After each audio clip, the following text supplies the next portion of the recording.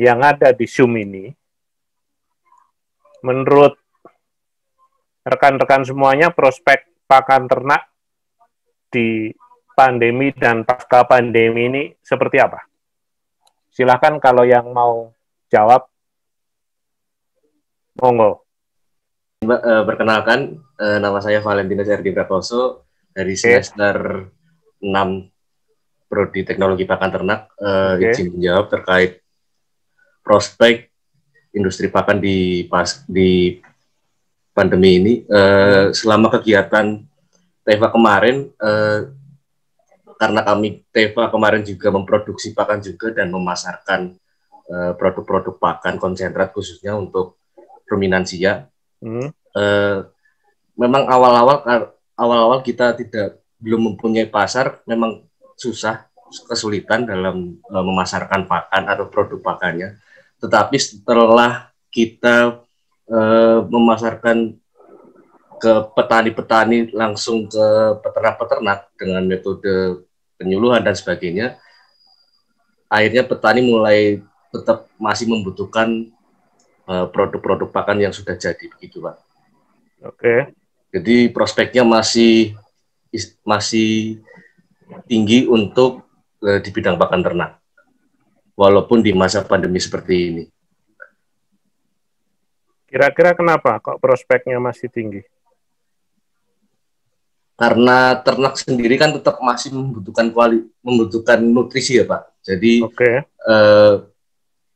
bagaimanapun pakan yang berkualitas dan bernutrisi tinggi itu tetap selalu dibutuhkan oleh para peternak seperti itu Pak.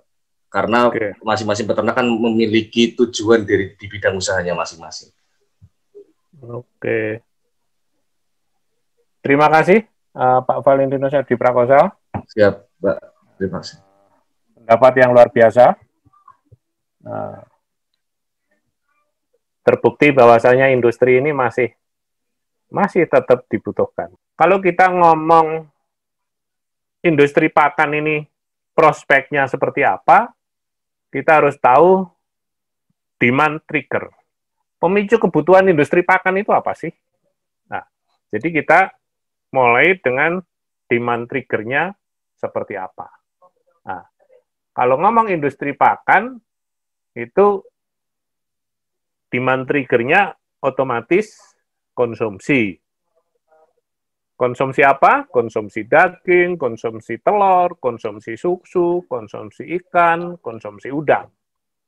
Itu kurang lebih garis besarnya. Nah, dari kebutuhan konsumsi, seseorang akan melakukan farming atau beternak. Beternak apa? Beternak otomatis ya yang dibutuhkan oleh konsumsi itu tadi. Baik itu sapi, kambing, domba, ayam, ikan, udang, dan semua kebutuhan yang bisa dilakukan farming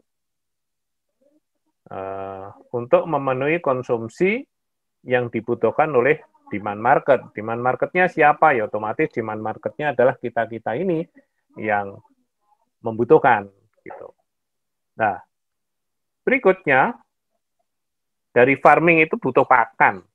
Nah, pakan kalau dari sisi saya bagi konsepnya menjadi ada pakan untuk ruminan, ada pakan untuk monogastrik. Monogastrik itu ada ayam, ada babi, itu monogastrik. Kemudian ada pakan ikan udang, itu masuk aquaculture. Kemudian ada pet food. Karena tiap jenis pakan ini, tiap jenis kebutuhan untuk livestock atau untuk hewan ini beda-beda bentuk pakannya. Dari kebutuhan pakan inilah, makanya ada pabrik yang memproses untuk memenuhi kebutuhan pakan ruminan, pakan ikan, pakan ayam, pakan udang, maupun pakan fat food.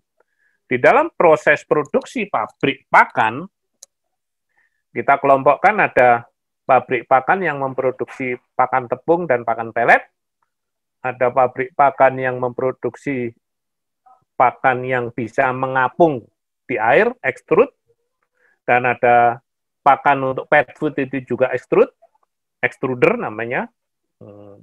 Kemudian ada kebutuhan untuk pakan hijauan, kalau di luar negeri dinamakan forage company. Jadi ada perusahaan yang khusus memproduksi untuk hijauan. Nah, itu dari sisi processing. Nah, karena pabrik itu butuh untuk memproduksi pakan mes, pakan pelet, kemudian extruder maupun forage, otomatis butuh yang namanya ingredient input atau raw material input atau bahan baku. Yang di dalam industri pakan, bahan bakunya terbagi menjadi bahan baku makro, jagung, bungkil kedelai, polat, dedak, dan sebagainya, itu sebagai bahan baku makro. Ada kebutuhan bahan baku mikro. Bahan baku mikro itu terbagi 3. Satu adalah mineral, 2 vitamin, 3 aditif, yang hampir boleh dikata 100% itu import. Kemudian dari kedua bahan baku itu ada bisa diadakan import maupun lokal. Sehingga butuh pengiriman, shipment baik dari import maupun dari lokal. Seperti tadi yang disampaikan oleh teman kita Jamiat, bagaimana di Sambas kesulitan pakan karena faktor distribusi, faktor shipment, dan kesulitan itu tidak hanya dialami di lokal Indonesia, nanti kita diskusi, itu juga dialami oleh seluruh dunia. Nah, untuk mendapatkan ini semua harus ada pengadaan. Pengadaan bahan baku untuk kebutuhan ingredient input itu untuk memudahkan dipahami dibagi menjadi by product. Jadi produk-produk sisa seperti bungkil kedelai itu by product, di DGS itu by product, kemudian ada CGM, CGF dan sebagainya itu semuanya by product. Kemudian ada bahan baku biji-bijian dibagi 2, sereal sama legum. Jadi sereal itu biji-bijian jagung dan sebagainya, sumber karbohidrat, ada legum yang mengandung minyak, itu seperti kedelai, canola, rapeseed, dan sebagainya. Kemudian ada bahan aditif, mineral, dan vitamin. Dari sinilah kita nanti diskusi dari trigger demand, industri pakan ternak ini gambarannya seperti apa. Nah, karena kita diskusinya pandemi dan pasca pandemi, kita diskusi pada situasi pandemi, ya. Kita diskusi pada situasi pandemi, ya.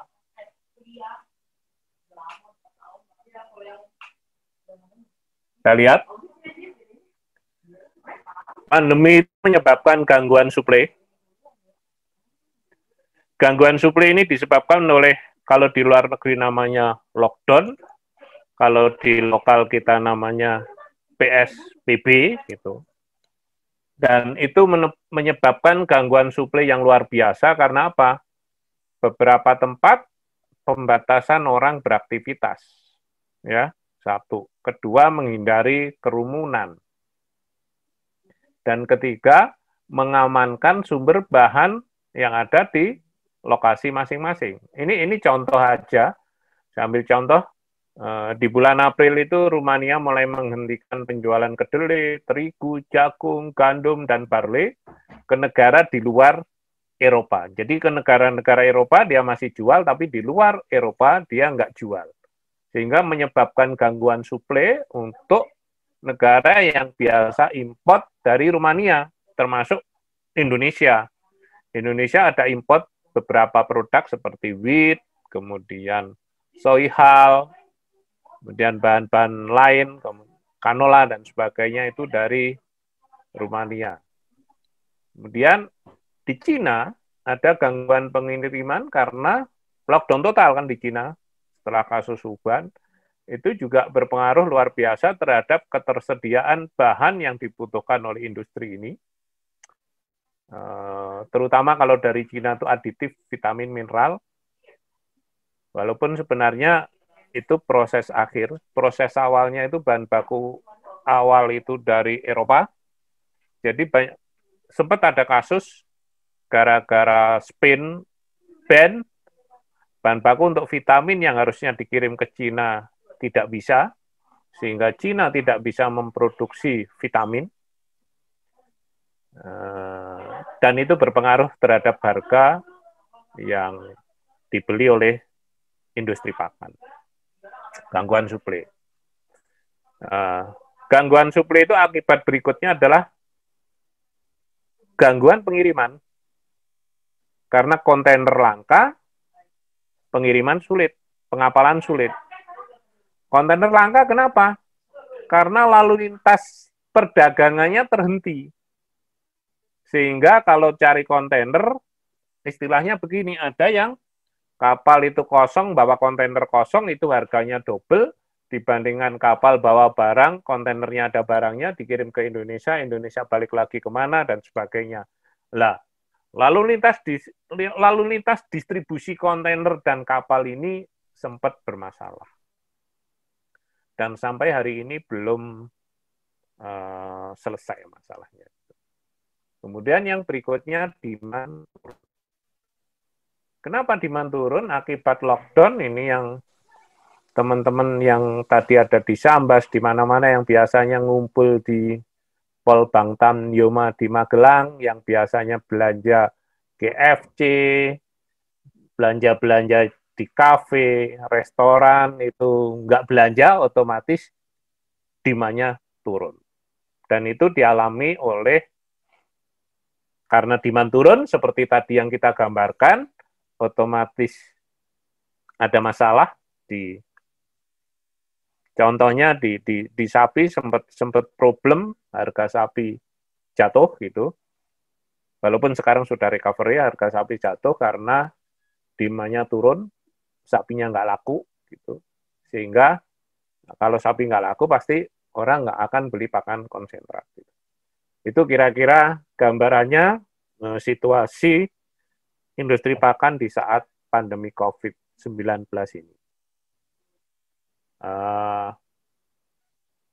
Bagaimana situasi pakan ternak di Indonesia selama pandemi COVID-19? Ini adalah gambaran produksi pakan ternak di Indonesia dari tahun 2015 sampai tahun 2020. Data ini dari gabungan perusahaan makanan ternak yang ada di Indonesia. Angka ini dalam juta. Jadi kalau 2015 15,9 itu adalah 15,9 juta.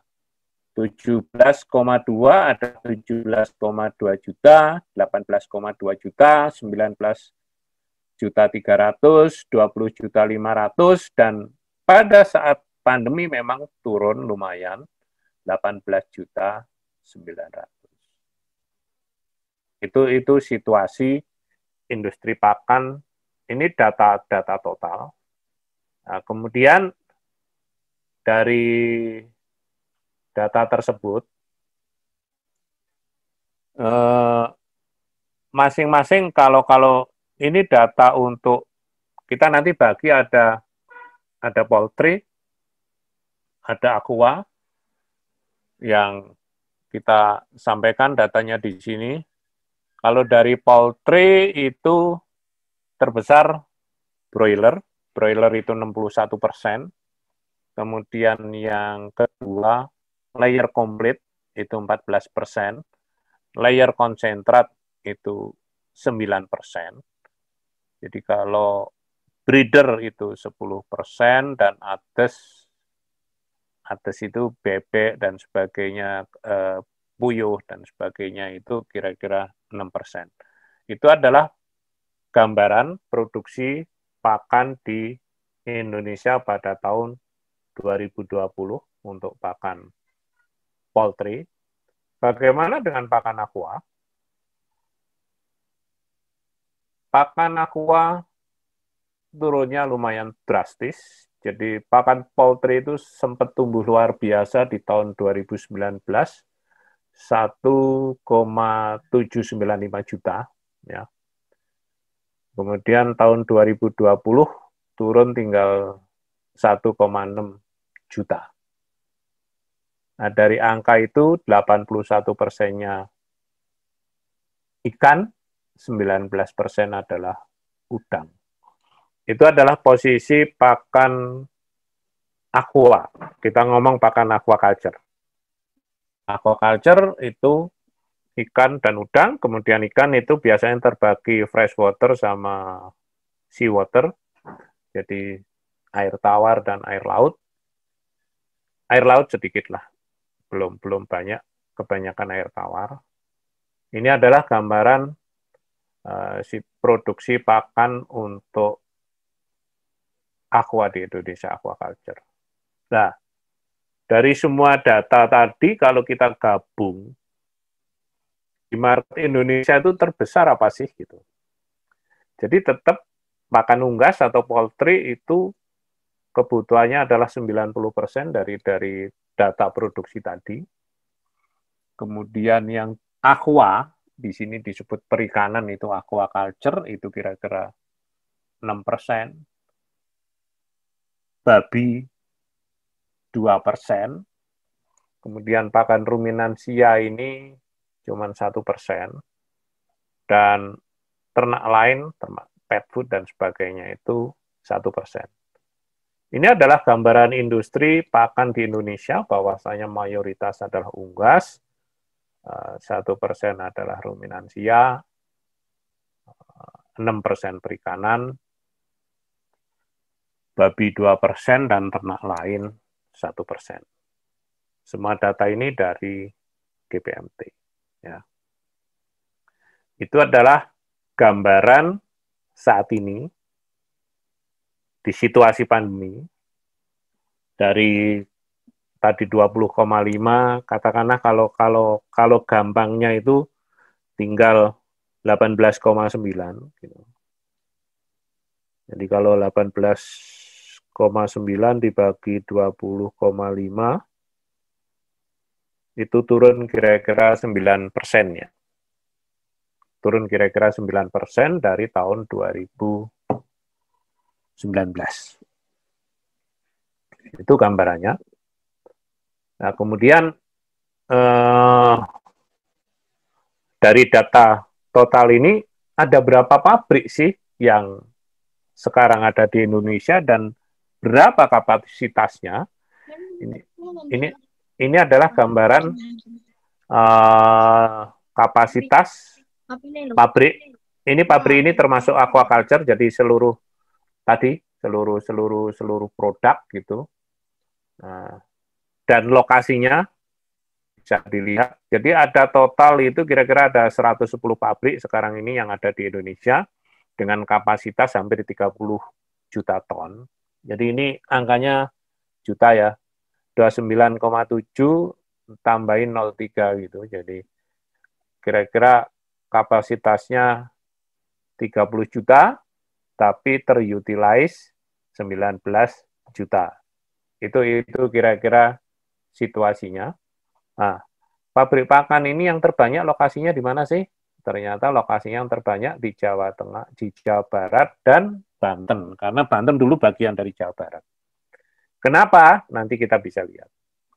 Nanti kita bisa lihat kenapa kok ngumpulnya di Jawa Barat dan Banten. Termasuk DKI Jakarta walaupun cuma ada 1-2 pabrik. Ini adalah gambaran pabrik pakan yang ada di Indonesia. Anda bisa lihat ya. Sumatera 13 pabrik, Lampung 6. Jadi Sumatera Barat sama Sumatera Utara itu kira-kira ada 13 pabrik, di Lampung ada 6 pabrik, di Jawa Barat Banten dan Jakarta 40 pabrik, Jawa Tengah 13 pabrik, Jawa Timur 28 pabrik, Kalimantan ada 3 pabrik, dan Sulawesi ada 7 pabrik. Itu kira-kira ada sekian pabrik. Kalau jumlah company-nya atau jumlah perusahaannya kira-kira sekitar 50-an lah gitu. 47, 50-an sekian itu. 47 perusahaan itu anggota dari GPMT. Ini adalah gambaran kapasitas pakan yang di Indonesia. Nah, kemudian kita lanjut, bagaimana dengan pasca pandemi? Apa yang terjadi pasca pandemi? Nah, kembali lagi, tadi kita kan diskusi mengenai demand. Pemicunya kebutuhan pakan itu karena demand. Demand akan daging, susu, demand akan ikan, dan sebagainya. Karena demand untuk sumber protein. Ininya gitu, demand untuk sumber protein. Nah, sekarang kira-kira apa yang terjadi? Lah, kita diskusi sedikit, kira-kira yang men-trigger demand itu apa? Yang men-trigger atau yang membuat demand itu meningkat atau demand itu menurun, kira-kira apa? Konsumsi, Pak. Nah, konsumsi naik atau turun, konsumsi itu ya demand, kebutuhan, kan gitu kan, tingkat konsumsi. Nah, sekarang yang men-trigger konsumsi apa? Jumlah ternak. Apakah jumlah ternak men-trigger konsumsi? Nggak apa-apa, saya tulis. Ini jumlah ternak. Oke. Apalagi? Permintaan pasar. Permintaan pasar. Apalagi? Yang lain? Ayo.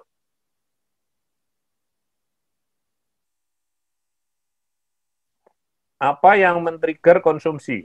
Apa yang membuat konsumsi itu naik atau turun? Kita ngomong konsumsi protein ya. Izin Pak. Ya. Daya cerna Pak, dari saya Muhammad Nur Setiawan. Semester 4C. Muhammad Nur Setiawan. Oke. Terima kasih Pak. M. Nur.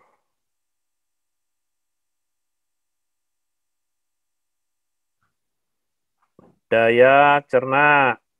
Oke, yang lain? Yang men-trigger orang itu mau makan daging, orang itu mau makan susu, orang itu mau makan ikan, orang itu makan udang, karena orang mau makan itu yang menyebabkan tadi dibilang peternak mau pelihara, gitu kan, karena ada yang beli. Nah, yang men-trigger orang mau makan lebih, orang mau makan kurang itu apa? Jumlah pendapatan, Pak. Ini dari siapa? Eko Aprilianto. Eko Aprilianto. Bentar, saya catat. Eko Aprilianto. Pendapatan. Oke, yang lain? Atau Eko juga, kalau ada. Siap izin Bapak. Ya. Kebutuhan nutrisi setiap orang, Pak. Apalagi yang punya bayi atau yang punya anak masih di masa pertumbuhan. Kebutuhan nutrisi. Siapa ini? Yang jawab. Siap, Azaki Alansori, semester 2C, Pak. Azakia. Bu Nawang tolong dibantu dicatat ya Bu Nawang ya. Baik Pak. Oke, ada yang lain? Permisi Bapak, izin menjawab. Silakan. Menurut saya yang mempengaruhi konsumsi kita terhadap produk hewani itu yang pertama adalah faktor ekonomi Pak, kesejahteraan masyarakat. Lalu, Ekonomi, yang kedua, menurut saya tren juga ikut mempengaruhi, Pak. tren, Terhadap suatu produk. Jadi ketika saat ini banyak tren produk-produk IT, maka kebutuhan kita akan susu, lalu teh juga ikut meningkat seperti itu, Pak. Tren dan Oke. ekonomi. Sekian, Pak. Oke, Inayah Rizky. Terima kasih. Ada yang lain?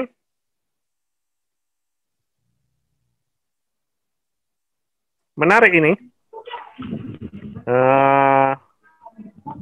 Jadi yang men-trigger tingkat konsumsi tadi ada yang bilang konsumsi, jumlah ternak, permintaan pasar, indirect, kemudian M. Nur Setiawan bilang daya cerna, kemudian Eko Aprilianto pendapatan, kemudian Azakia bilang kebutuhan nutrisi.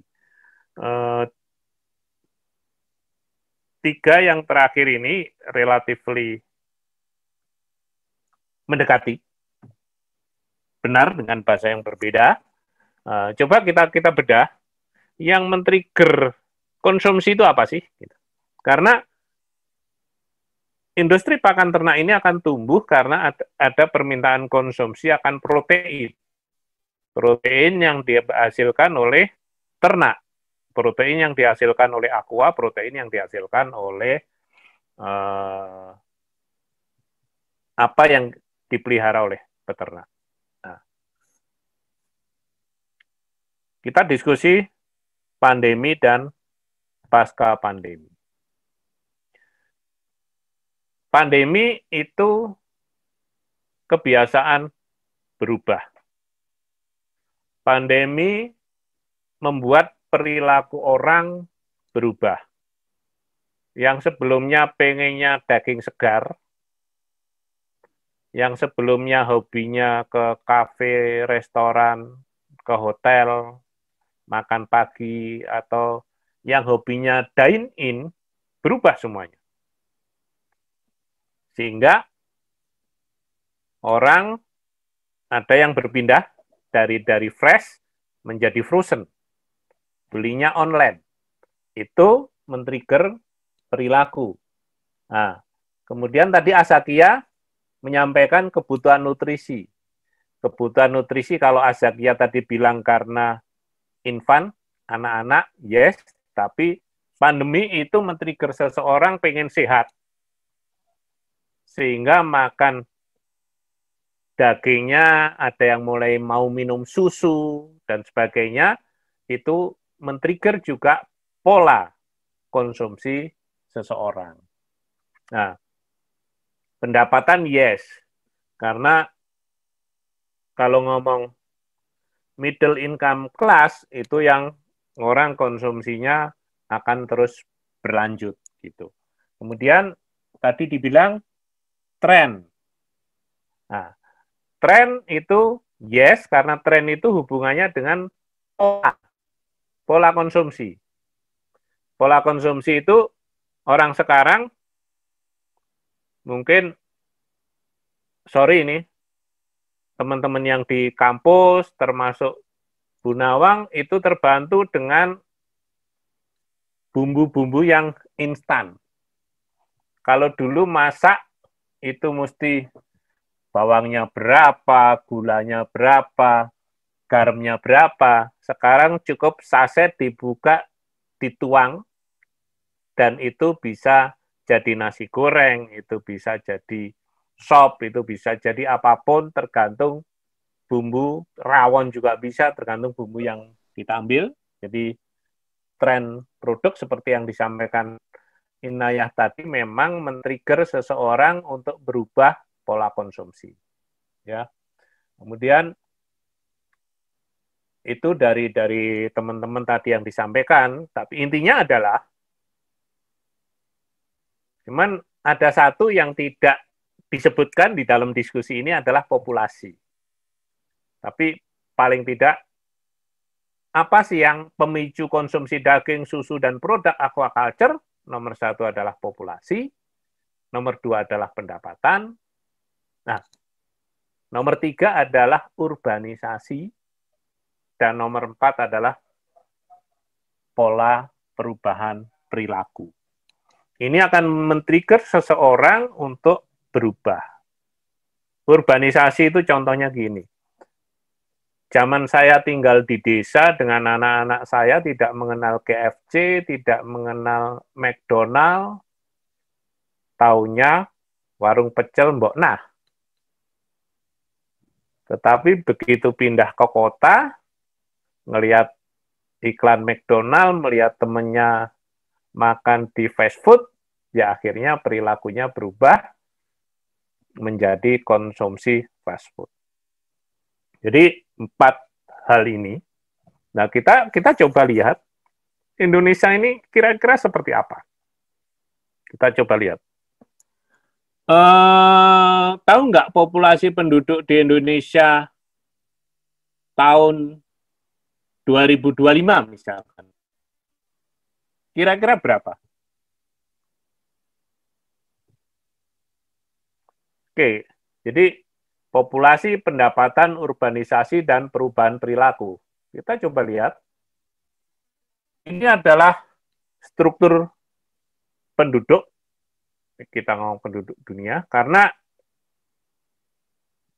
kalau ngomong populasi tidak hanya ngomong jumlah, tapi juga ngomong demografiknya itu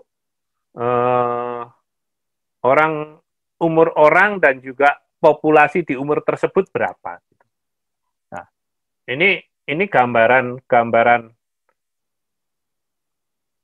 umur populasi berdasarkan umur pada tahun 70 itu masih kebanyakan populasi terbanyaknya di umur-umur muda yang belum tertarik untuk makan banyak gitu. Kemudian di 2010 itu sudah mulai umur-umur yang pemangsa proteinnya mulai banyak, dan di 2050 nanti juga akan lebih banyak. Ini adalah gambarannya. Kemudian ini ngomong populasi penduduk Indonesia, ini saya gambarkan penduduk Indonesia dari tahun 2015 sampai gambarannya 2045 data BPS ya. Ini perkiraan gitu. Bayangin aja kalau ngomong 2020 ini kita sudah hampir kira-kira 270 juta orang gitu. Kemudian kalau ngomong 2025 lah, nggak harus ngomong 2020. 2025 itu sudah 282 juta orang. Jadi kalau katakanlah orang belanjanya sama aja, itu ada tambahan populasi ya 20 juta orang kurang lebih yang akan makan. Jadi ini trigger luar biasa untuk Indonesia itu populasi, karena naiknya gila-gilaan gitu. Gila-gilaan itu dalam artian kalau ngomong 20 juta tambahan selama 5 tahun itu sama dengan satu negara. Hampir setengahnya Malaysia gitu loh. Jadi ini juga yang akan menjadi trigger nomor 1, yang menjadi trigger tingkat konsumsi nomor 1 tadi adalah populasi. Kemudian nomor 2 adalah pendapatan. Nah, ini adalah struktur tingkat middle class pendapatan dari tahun ke tahun. Artinya pada tahun 2010 itu orang yang mampu belanja kira-kira 45 juta orang, tahun 2020 itu 85 juta orang, tahun 2030 itu 165 juta orang. Itu nambahnya luar biasa. Artinya apa?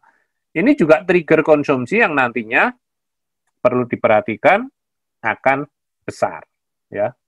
Jadi kelas menengahnya naik cukup tajam, itu berdasarkan data Bank Dunia.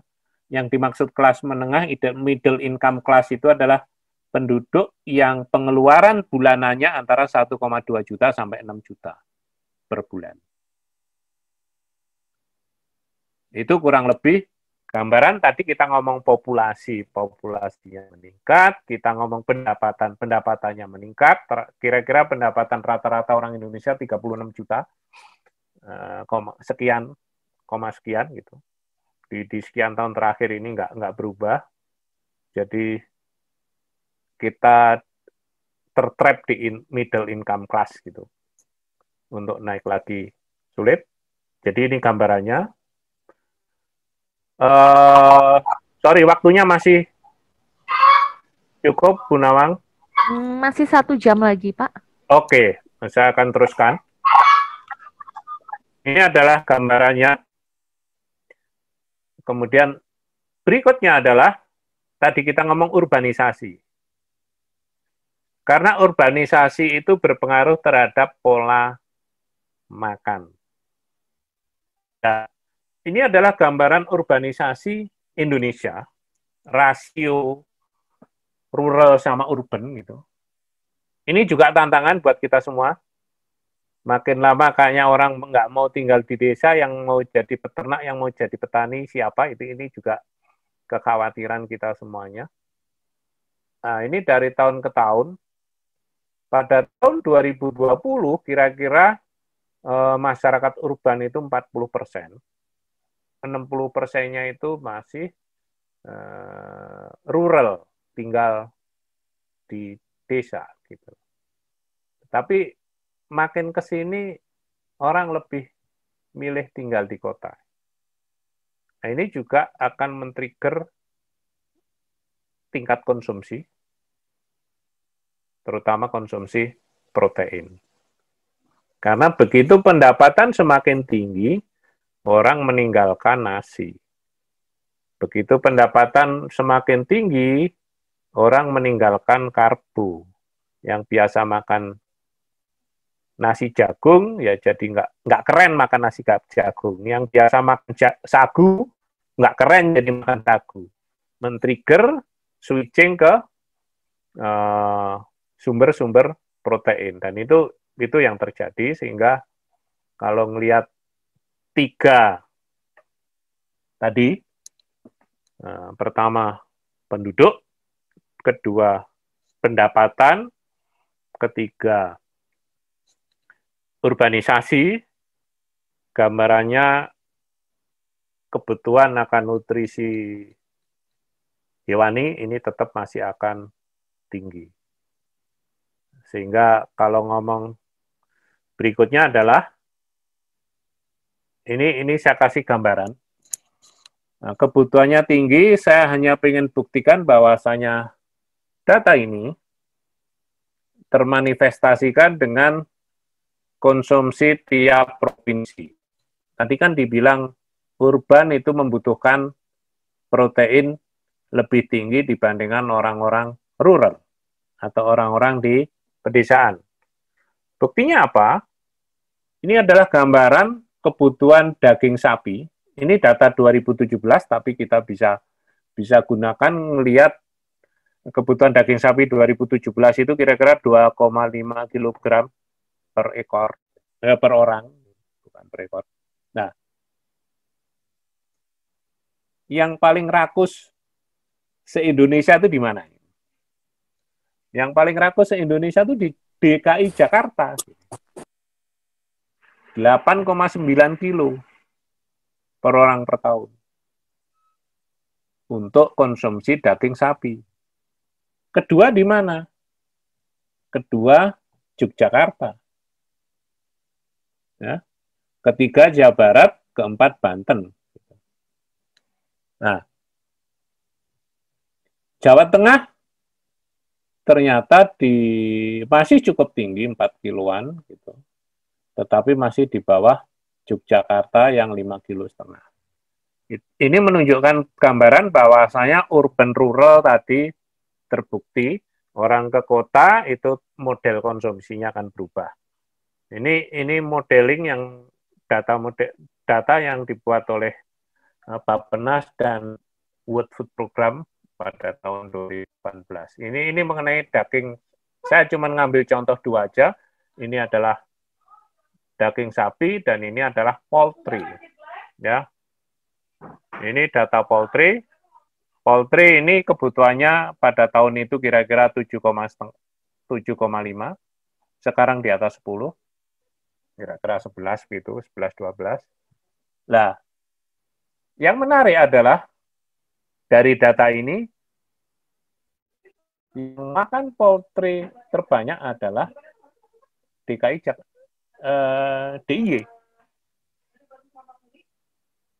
Kalau daging sapi tadi Jakarta, kalau ayam ini yang terbanyak DIY. Ini menarik. Gitu. Cuman intinya adalah urbanisasi men-trigger kebutuhan akan protein hewani. Di samping populasi, pendapatan, urbanisasi. Nah, kemudian kita diskusi yang terakhir mengenai perilaku. Tadi disebutkan perilaku itu bisa pengen lebih sehat, perilaku bisa, karena kalau sekarang pengen lebih sehat, menghindari risiko ketemu orang dan sebagainya, ada riset mengenai pola perilaku ini yang menunjukkan perubahannya seperti apa. Ada riset di Indonesia dan ada riset di luar negeri. Ini hanya value chain, saya nggak sampaikan, nanti bisa dipelajari. Saya hanya ingin tunjukkan ini adalah kegiatan dine-in, kegiatan makan di luar pada kota-kota besar yang disurvei antara bulan Juli dan Agustus. Gitu. Setelah pandemi reda gitu dari Maret, nah, bulan Juli itu baru 35% orang yang mau di Jakarta, orang yang mau makan di luar atau dinner di luar. Tapi bulan Agustus itu sudah meningkat menjadi 54%. Artinya recovery tetapi belum total karena masih banyak orang yang juga belum tertarik untuk makan di luar. Makassar 454 enggak banyak berubah di Makassar. Sekitar 45 dan 48 tetapi lebih cepat recovery daripada Jakarta gitu. Kemudian Medan itu 36 menjadi 52. Artinya juga cukup lumayan ada recovery orang mau makan di luar. Kemudian Surabaya itu mirip Jakarta, sekarang menjadi sekitar 55 dari 37. Kemudian Denpasar itu masih terdepres karena ada PSBB, ada larangan mikro dan sebagainya. Ini masih kegiatan makan di luar, artinya perubahan perilakunya masih belum kembali ke seperti sebelum COVID. Ini adalah gambaran-gambaran di kota-kota besar di Indonesia. Saya yakin gambarannya juga tidak begitu berbeda di kota-kota lain. Kebetulan saya kemarin nyoba keluar di Bandung, pengen ke ngopi gitu, tapi nggak jadi karena ternyata cukup banyak orang yang anak muda terutama yang ngopi-ngopi. Nah, jadi saya lebih baik take away aja, beli pulang. Masih belum nyaman kalau kita stay di kafe atau restoran. Itu perubahan perilaku yang terjadi setelah COVID ini. Bagaimana dengan beberapa negara lain? Ya, ini adalah pola-pola perilaku orang didasarkan adalah ini dibagi adalah makan di restoran. Ini saya kasih contoh gara-gara COVID ini spendingnya seperti apa gitu. Makan di restoran, kemudian fresh out chill food gitu. Kemudian meal from store itu makan di toko atau makan di kafe atau makan di warung. Kemudian alkohol, minuman di luar negeri karena alkohol merupakan bagian dari bisnis juga. Kemudian frozen food itu seperti apa gitu. Kemudian dry food, makanan kering dan makanan kalengan, kemudian minuman. Ini adalah gambarannya di Amerika, di Kanada, dan juga di Inggris. Jadi untuk kembali normalnya itu butuh waktu, gitu. Butuh waktu. Nah, kita kasih gambaran yang agak lebih detail di sini. Nah,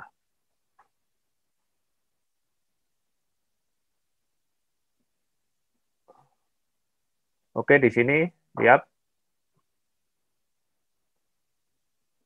Ini adalah gambarannya. Belanjanya dikurangin atau jarang ke toko atau jarang ke pasar. 44% yang disurvei, kira-kira 2.000 orang itu menyatakan sekarang itu jarang belanja. Kemudian kalau nanti lockdown-nya sudah dibuka, gitu, tetap masih 25% orang masih melakukan perilaku seperti ini. Dan seterusnya termasuk makan lebih berhati-hati, itu tetap makan lebih berhati-hati dari 35% melakukan, kira-kira nanti setelah dibuka masih 30%. Kemudian menggunakan freezer lebih banyak, kemudian membeli makanan yang punya daya tahan lebih panjang, itu tetap perilakunya yang saat ini dijalanin, dan nanti kira-kira artinya apa? Dari data ini menunjukkan bahwasannya walaupun nanti COVID dianggap aman, orang masih mempertahankan pola-pola perilaku yang sekarang dijalanin dengan kisaran antara 10, katakanlah 10 sampai 25%. Artinya ada perubahan pola perilaku di dunia yang itu akan men-trigger tingkat konsumsi. Nah, itu gambarannya. Lah, bagaimana dengan industri pakan ternak di 2021 dan seterusnya setelah kita melihat tadi tren populasi, kemudian tingkat pendapatan, urbanisasi, dan perilaku, apakah akan segera tinggal landas, V-shape gitu, dari turun naik, atau U-shape, turun, melandai, naik, atau W-shape, turun, naik, turun lagi, dan naik lagi. Itu semuanya nanti akan tergantung dengan 4 parameter tadi. Nah, untuk Indonesia, post-COVID, gambarannya dari apa yang disampaikan oleh GPMT, Gabungan Perusahaan Makanan Ternak, pakan unggas itu diharapkan tahun 2021 itu akan recovery-nya 4-5%, berarti masih tetap 5% di bawah tahun 2019. Pakan aqua juga demikian, pakan aqua masih tetap jauh di bawah tahun 2019. Kemudian bagaimana pakan ruminansia, pakan konsentrat, pakan hijauan di 2021 itu kira-kira kalau pakan ruminansia steady, karena situasinya juga nggak banyak berubah. Kenapa pakan ruminansia nggak banyak berubah? Ruminansia terutama untuk sapi perah, susu kita tetap terserap, sehingga peternak sapi perah tetap membutuhkan konsentrat. Yang agak berubah adalah sapi potong. Industri sapi potong ini mengalami gangguan. Harga daging sempat turun, tapi sekarang harga live cattle-nya naik tajam karena kalau beli bakalan dari Australia naiknya luar biasa, dari $2,5 menjadi sekitar $3,84 gitu. Sehingga beberapa feedlot sudah mulai nggak import. Nah, ini menyebabkan harga daging sapi naik lumayan tajam, tetapi buat rekan-rekan ini juga potensi.